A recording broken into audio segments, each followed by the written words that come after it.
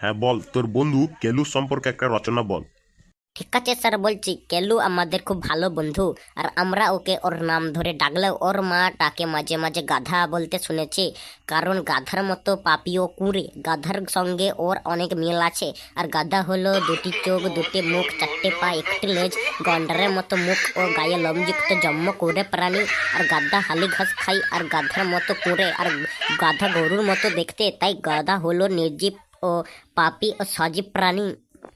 উরি বাবা, এখান থেকে পালাই ভালো, না হলে এই ছেলের মুখ থেকে আরে কত কিছু শুনতে পাবো, তা শুনে আবার অজ্ঞান হয়ে গেলে প্রবলেম আছে। হাসপাতালে যাওয়ার যাওয়ার আগেই এখান থেকে পালাই রে। না স্যার, একটু পরে যাবেন স্যার। কেন রে, তুই আবার কি বলবি রে? স্যার আপনি আরেকটা পড়া ধরুন। স্যার আপনার কাছে বিনতি রইল, আপনি দয়া করে আরেকটি পড়া ধরুন। আমার না পড়া বলতে খুবই ইচ্ছা করছে।